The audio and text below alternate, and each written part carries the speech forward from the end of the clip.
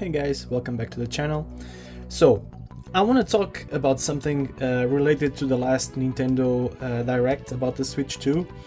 A lot of people, I think a lot of people don't understand the DRM, don't understand digital gaming. So I have here an example, a really simple example, to try to explain the differences between all the options that Nintendo is offering with the Switch 2. And that is, the Switch 2 will have a normal game cartridge like this one, so you'll have the... Yeah, I could use the normal Nintendo Switch I have. Okay, this will do as an example.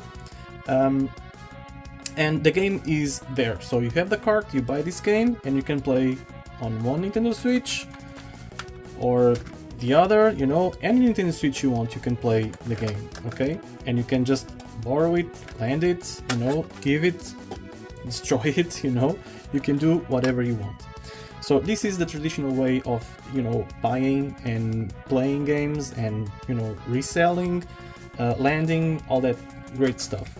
So now Nintendo will also have an extra option, I guess the second option they always had, which is digital, so you don't have anything, you just have an internal memory.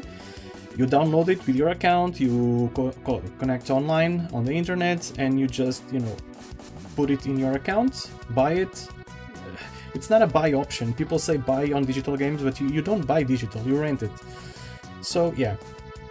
And then you have another option, which is really weird, which is a cartridge, but it doesn't have the game inside. It only has like a chip or, you know, some sort of decoder or something, in which you put this on your machine, and then you have permission to go online and download the game. And some people are saying that, oh, it's because you know, big cartridges are just too expensive, and this way they can make them cheaper, which is you know, it's bullshit, but whatever. So what is the problem with this thing? You know, even if you have the cartridges, it's similar to some games, especially on Xbox. I think they are all like this. PlayStation do offer games on a disc that are complete. A lot of them. Some brands don't, you know, some publishers.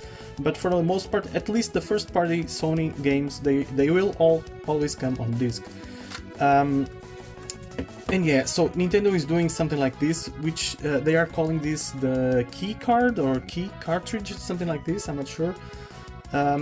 So you'll have this, and for a time you will be able to resell it. You know, if this is the key and I have this one, you know, I have this on my machine, and somebody comes and says, hey man, I want to buy your game, sure, I can sell it to him. He will put this on his machine, he will go online with his account, and this will give permission to download the game to the machine. Now, some people are saying that this is not DRM, which is absolutely bullshit. It is. It is 100% DRM. You still need an internet connection. You still need to go online.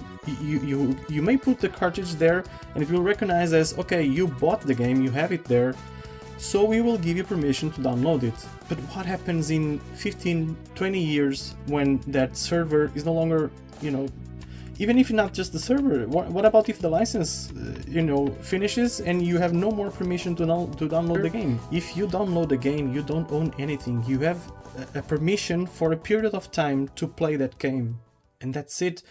If Nintendo wants to cease on their servers this game, if this is just the key card, this will be useless. You know, the same way that you may have your games on your account, you may have, you know, a spreadsheet that says, I bought this, I bought this, I bought this. If the servers go down, or if they decided for some reason they lose the license, or they just don't want to have that game anymore on the store, you cannot access it. It's over, you know. Yeah, for a period of time if you have them on your hard drive, but then there's always another problem, because you will have more frequently mandatory online checks. So even if you have it downloaded, stored on your machine, if it needs to check out online if that game, you know, is still active or not, if it says that no, that license is over, you can play it, even if you have installed it on your machine, you know. As with this, if you have a game card where the game is there, you don't need an internet connection. Some games do still need to be installed on the machine, like these are very old games, so no, you just put it in, And the game, this has no battery, I think. Okay, it has. So the game will start to play, you know, and you can play it immediately. There's no download, there's nothing. You just play it, you know, and this is great. So some games will have to install. I'm totally okay with that, because the information is all on your disk, on your card. That's fine. I have no problems with that. The problem is when they force you to go online. As long as you need an account, as long as you need to go online to validate your games, to download them, to, you know, anything, you're screwed. You have nothing, you know, that's not your game. You only have a license to play it. And look, I know a lot of people probably will go down in the comments saying, oh, you don't own the game, you own the license to play it. Screw that, guys, come on. Yes, I don't know, this is not my IP. Of course not, I cannot make business with it, you know, but this shell, everything inside, the chip inside, it's mine. The physicality of it is mine, you know. The game is there, well, it's not my fault, you know, no one's gonna take this from me. I can put it on my Game Boy, on my Analog Pocket, on my Game Boy Classic. I will always be able to play this game.